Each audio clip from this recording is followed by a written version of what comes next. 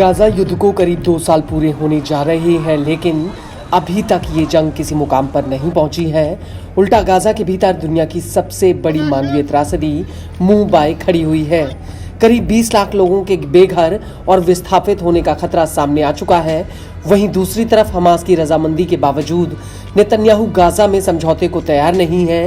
Israel कह रहा है कि गाजा से हमास का सफाया ही उसका उद्देश्य है, लेकिन जिस तरह से ये जंग लंबी खिंच रही है उससे इस बात की तस्दीक हो जाती है कि गाजा के भीतर इजराइल का इरादा सिर्फ हमास के सफाए तक सीमित नहीं है, बल्कि गाजा को लेकर इजरायली सरकार के मंसूबे कुछ और ही हैं। दरअसल इजराइल के राष्ट्रीय सुरक्षा मंत्री ऐतमार बेन-ग्विर ने अपने कार्यक्रम में गाजा को लेकर एक बहुत बड़ा बयान दिया है। बेन-ग्विर का कहना है कि वो गाजा में फिलिस्तीनियों को विस्थापित करके वहां पर इजरायली पुलिस अधिकारियों के लिए भव्य बंगले बनवाएंगे।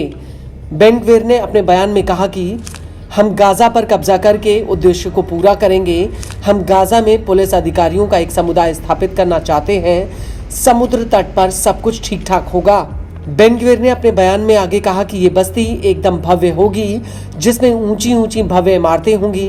आपको बता दें कि बेन-ग्विर के उलट पीएम नेतन्याहू पहले ही बता चुके हैं कि वो गाजा को पुनः बसाना नहीं चाहते, जबकि बेन-ग्विर और उनके अन्य सहयोगी लगातार गाजा में इजरायली बस्तियों को बसाने को लेकर बयानबाजी कर रहे हैं। बेन-ग्विर का कहना है कि वक्त आ गया है कि यहूदी बस्ती बसाने का, गाजा में स्वतः विस्थापन को प्रोत्साहित करने का वक्त आ गया है। आतंकियों के लिए मौत की सजा देने का वक्त आ गया है। इस सब के बीच आपको बता दें कि पिछले हफ्ते ही बेन-ग्विर ने एक प्रस्ताव पेश किया था, जिसमें फिलिस्तीनी आतंकियों को जेरूसलम में गोलीबारी की घटना के बाद मौत की सजा का प्रावधान रखा गया था।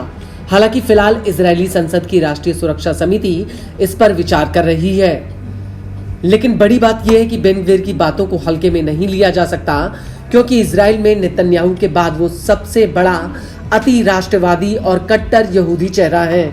और बेन-ग्विर से पहले नेतन्याहू ने पर्दे के पीछे से गाजा में रह रहे फिलिस्तीनियों को विस्थापित करके उन्हें जॉर्डन, मिस्र और अन्य कुछ अफ्रीकी देशों में भेजने का प्रस्ताव रखा था। नेतन्याहू के इस प्रस्ताव पर ट्रंप ने भी हाँ में हाँ मिला दी थी। ट्रंप ने कहा था कि फिलिस्तीनियों को विस्थापित करके वो वहां पर गाजा को मॉडर्न और हाईटेक सिटी बनाएंगे, लेकिन अरब देशों के कड़े विरोध के बाद ट्रंप अपने बयान से पलट गए थे।